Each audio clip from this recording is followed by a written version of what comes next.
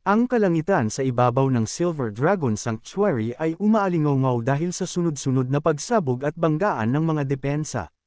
Pumailan lang ang pula at lilang apoy sa dilim ng gabi. Nabahira ng dugo ng mga dragon ang lupa, ang mga naputol na bahagi ng katawan ay nagliparan sa hangin. Sa labas ng santuwaryo, pinamumunuan ng headmaid na si Ana ang mga piling maid sa isang desperadong labanan. Kasabay niyang kumikilos ng perpekto si Sherry, na nakatulong na sa pagpigil ng ilang sunod-sunod na pag-atake mula sa Blazing Flame Dragon Clan. Mahigpit niyang hawak ang kanyang mga punyal habang bahagyang nakayuko, nananatiling alerto sa gitna ng labanan.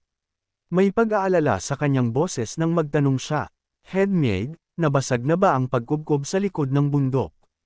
Pinaikit ng bahagya ni Ana ang kanyang matatalim na mata bago bahagyang magsalita. "Hindi, handa sila. Pati ang emergency escape tunnel ay pinasabog na nila. Kailangan pa nating magpatagal ng oras." Nag-aalalang tanong ni Sherry, paano naman ang reinforcements? Mabigat din ang ekspresyon ni Ana. Takot ang mga kalapit na dragon tribe sa kapangyarihan ni Constantine. Hindi sila basta-basta magpapadala ng tulong. Sa sandaling iyon, parang nagyelo ang hangin dahil sa balitang iyon. Nanlaki ang mga mata ni Sherry, naging matalim at malamig ang kanyang tingin, punong-puno ng galit at determinasyon. Sa isang iglap, sumugod siya pasulong. Kumislap ang kanyang mga punyal habang mabilis siyang gumalaw sa hanay ng kalaban. Nagbanggaan ang bakal at mahika, nagkalat ang mga spark sa paligid. Sa loob lamang ng ilang sandali, ilang mananakop ang kanyang napatumba. Ngumisi si Sherry nang may paghamak, puno ng pangungutya ang kanyang mga mata. Mga hanggal, kung tuluyang bumagsak ang Silver Dragon Clan, iniisip ba talaga nila na patatawarin sila ni Constantine?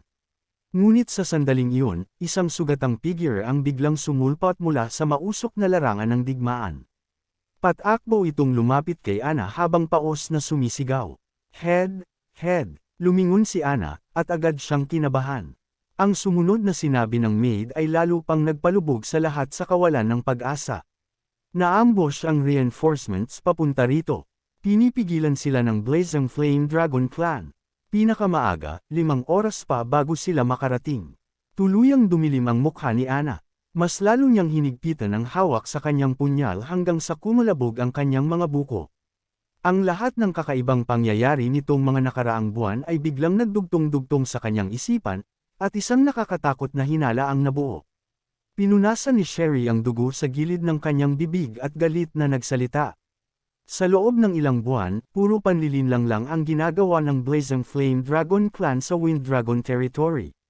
Walang totoong digmaan. At ngayong inaatake ang Silver Dragon Sanctuary, naambush agad ang reinforcements ng Red Dragon Clan sa pag-alis pa lang nila. Bahagyang nanginig ang mga mata ni Ana habang binibigkas ang kanyang hinala. Mukhang hindi kailanman ng Winged Dragons ang tunay nilang target. Mula pa sa simula, ang Silver Dragon Sanctuary talaga ang pakay nila. Ang buong planong ito ay ginawa para ihiwalay tayo, walang tulong na darating. Ngunit mas malamig pa kaysa sa planong ito ang isang tanong na hindi nila maiwasang isipin. Biglang lumingon si Ana, sinuyod ng kanyang matalim na tingin ang lahat. Ang tanong, paano nila napili ang araw na ito para umatake? Ang takdang araw ng panganganak ng kanyang kamahalan ay alam lamang ng iilan sa core ng Maid Core. Walang ibang dapat nakakaalam. Sa mismong sandaling ito, sa kailaliman ng santuwaryo, ang Silver Dragon Queen ay dumaranas ng matinding hirap ng panganganak.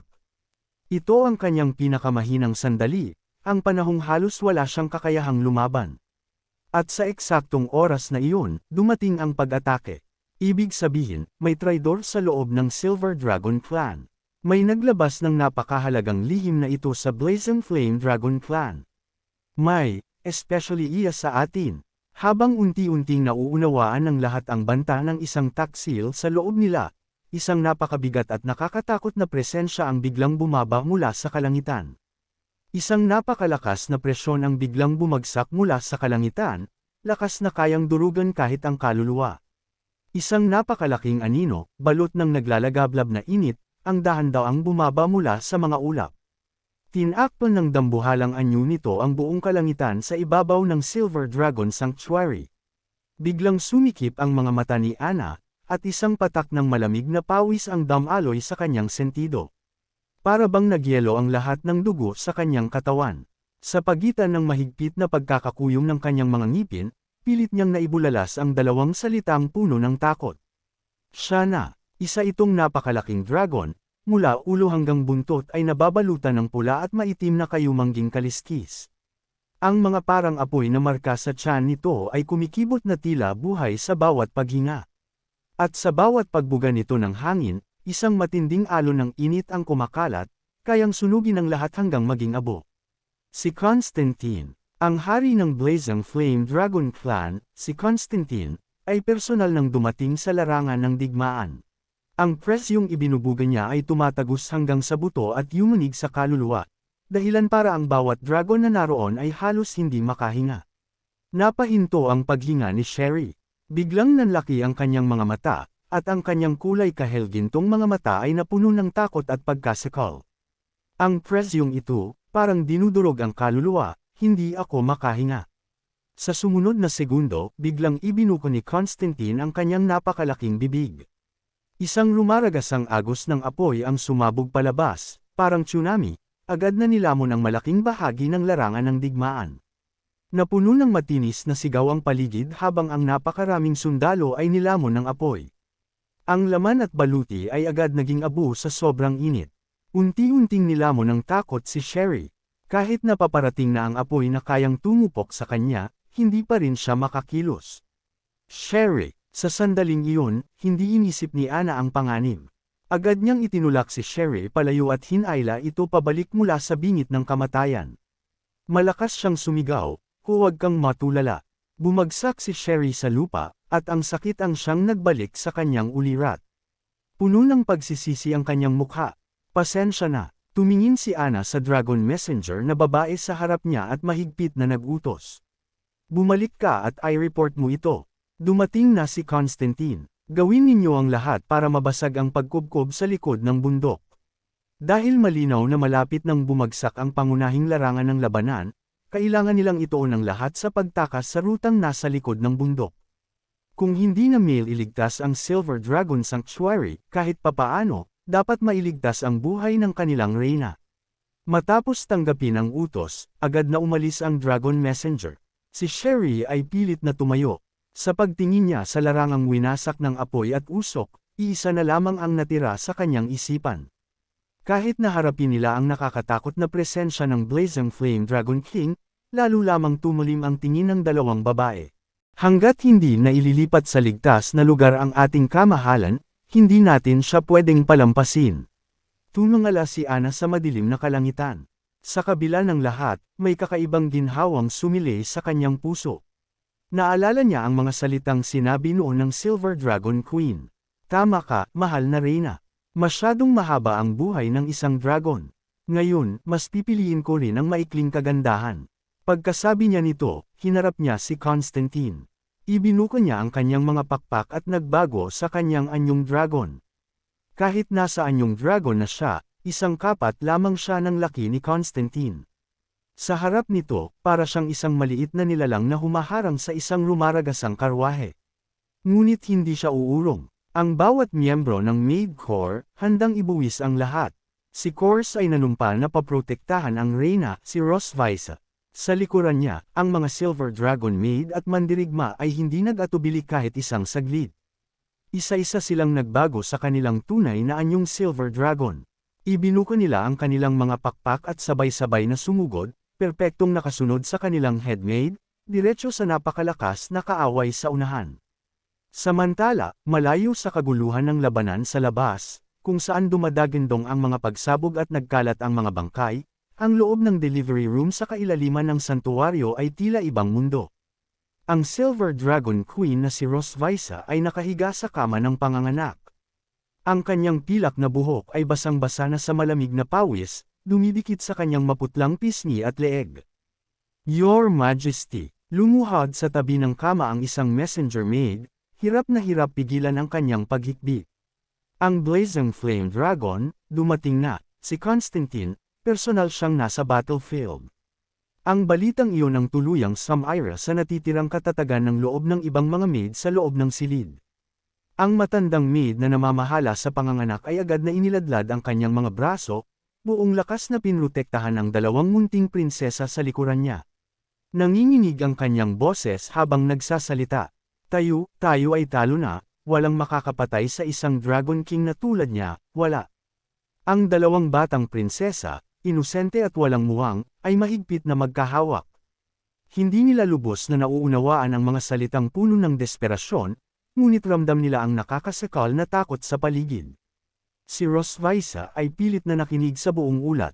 Hindi siya bumigay, hindi siya umiyak. Bahagya niyang binuka ang kanyang labi, at isa-isa, sa pagitan ng mahigpit na pagkakakuyong ng kanyang mga ngipin, pinilit niyang magsalita. Patayin ang Dragon King. Huwag kayong matakot, hanggat buhay ang aking asawa, walang makakatalo sa atin. Buo ang tiwala ko sa iyo, Leon. Ikaw na ang bahala sa amin, huwag kang mamamatay. Pakiusap, bumalik ka sa amin ng ligtas, mahal ko. Biglang bumukas ang pinto ang bato ng delivery room. Isang batang maid ang padalos-dalos na pumasok, magulo ang buhok at halatang nagmamadali. Lumapit siya sa kama at agad na nagsalita ng puno ng pag-aalala. Your Majesty, ang likod ng bundok, nabuksan na ang ruta. May ligtas na daan na. Sumama na po kayo sa akin at lumikas na tayo ngayon. Kapag nagtagal pa tayo, huli na ang lahat. Inabot niya si Rosviza, sinusubukang tulungan itong makatayo. Ngunit marahan itong umiling. Itinaas ni Rosviza ang kanyang mga mata. Kahit mahina ang kanyang tono, taglay nito ang ganap na katatagan, walang puwang para sa pagtutol. Hindi, ako ay nangganganak. Pero Your Majesty, namumulang mukha na halos maiyak na sigaw ng batang maid. Nandito na si Constantine. Hindi na magtatagal ang frontline. Kapag hindi kayo umalis ngayon, wala na talagang pagkakataon. Pinutol siya ni Rosviza. Bahagya siyang lumingon at tumingin sa mapulang kalangitan sa labas ng bintana. Ang mga mata na kanina ay puno ng galit ay naging kalmado. Nawala ang bagsik at napalitan ng walang hanggang lamang at matibay na tiwala. Mahina siyang nagsalita, ngunit ang kanyang tinig ay may kapangyarihang magbigay ng katahimikan sa lahat ng naroon. Naniniwala ako sa kanya. Ang pagpatay sa mga Dragon King, iyon ang pinakamagaling niyang gawin. Sa mismong sandaling iyon, sa silid katabi ng delivery room, si Leon ay nakaluhod sa isang tuhod habang binubuksan ang isang mahigpit na nakasarang kaong kahoy. Sa loob nito ay nakalagay ang itim na baluti na may gintong mga marka, baluting kasama niya sa hindi mabilang na laban ng buhay at kamatayan. Bawat gasgas at marka nito ay patunay ng mga laban na halos ikamitay niya, at sumasalamin din sa kanyang dangal bilang isang Dragon Slayer. Inabot niya ito at marahang hinaplos ang malamig na ibabaw ng baluti gamit ang kanyang mga daliri. Walang kahit kititing na takot sa kanyang mga mata sa pagharap sa isang Dragon King, sa halip, ang naroon ay ang init ng muling pagkikita ng isang matagal ng kaibigan.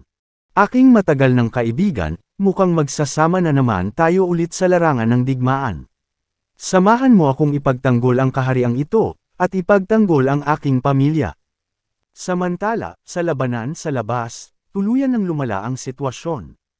Ang apoy ni Constantine ay parang walang katapusang alon, paulit-ulit na sumasalanta sa depensa ng Silver Dragon Clan.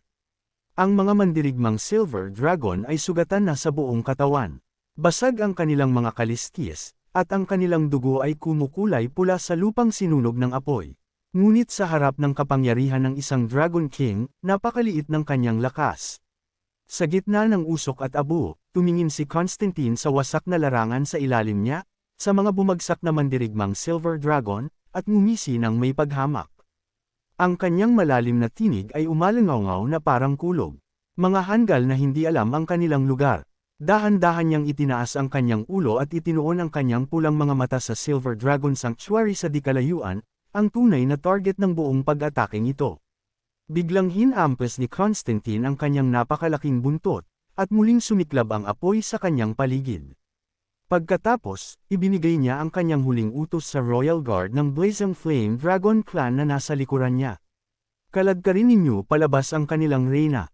Agad na itinaas ng mga Dragon Guard na nakasuot ng pulang balabal at pilak na baluti ang kanilang naglalagablab na mga sandata at sumigaw ng nakakapang-inig na sigaw pandigma. Parang lumaragas ang baha, sabay-sabay silang sumugod patungo sa pintuan ng santuwaryo. Sa harap ng pintuan, iilang maid na lamang ang natitira, halos hindi na makatayo sa pagod.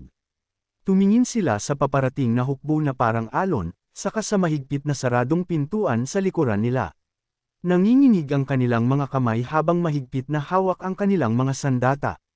Sa pagitan ng paghikbi, halos pira-piraso nilang nasabi ang kanilang mga salita. Your Majesty, tumakas na po kayo, pakiusap. At sa mismong sandali na malapit nang mabasag ang pintuan ng santuwaryo. Isang nakakasilaw na bughaw na kidlat ang biglang tumama mula sa kalangitan ng walang anumang babala, dumiretso sa ulo ng nangungunang dragon. Isang malakas na pagsabog ang umalangaw-ngaw. Ang lumaragasang kuryente ay agad na lumamon sa malaking bahagi ng hukbo ng kalaban. Ang amoy ng nasusunog na laman ay humalo sa matinis na sigaw, at ang walang tigil na pagsugod ay biglang napahinto. Sino yun? Sa takot, tumingin pataas ang mga natitirang sundalo ng Blazing Flame Dragon Clan sa direksyon ng kidlat. Sa gitna ng umiikot na usok at kumikislap na kuryente, isang matangkad na figure ang dahan-daang lumitaw. Balot siya ng bughaw na kidlat. Ang kanyang maikling itim na buhok ay humahampas sa hangin.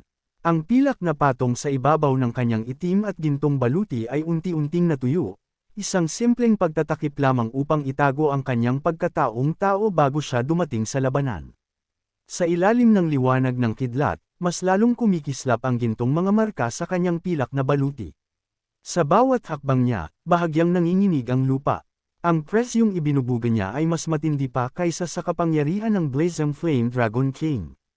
Naramdaman ni Constantine ang pamilyar na presensya at bahagyang kumunot ang kanyang mga mata.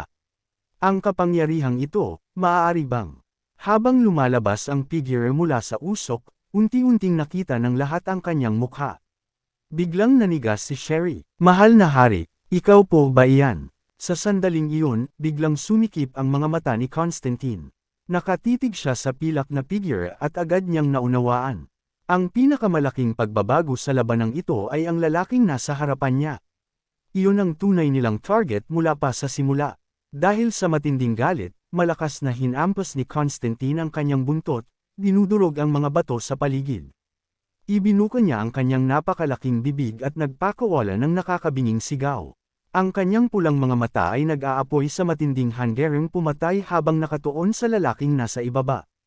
Ngunit kahit sa harap ng nakakatakot na presyon ng isang Dragon King, hindi man lang umatras si Leon. Dahan-dahan niyang itinaas ang kanyang kamay. Ang bughaw na kidlat ay nagtipon sa kanyang palad, gumagalaw na parang buhay sa paligid ng kanyang mga daliri at baluti. Itinaas niya ang kanyang mga mata at tinitigan ang napakalaking pulang dragon na tila tinatakpan ang buong kalangitan. Malamig at matatag ang kanyang tingin. Isa-isa niyang binigkas ang kanyang mga salita. Hindi man malakas ang kanyang boses, malinaw itong narinig ng lahat sa gitna ng ingay ng labanan. Constantine, kung matapang ka, ako ang harapin mo. Ang bughaw na kidlat sa kanyang paligid ay sumabog at kumalat sa buong larangan ng digmaan na parang alon. Ang kanyang boses ay umalangaw sa langit at lupa, puno ng absolutong kapangyarihan at determinasyon. Constantine, dahil sa ginawa mo, hinding-hindi kita mapapatawad. Pagbabayaran mo ito ng buhay mo. Ang pagtangkang pagpatay sa aking asawa habang nangganganak ay walang kapatawarang kasalanan.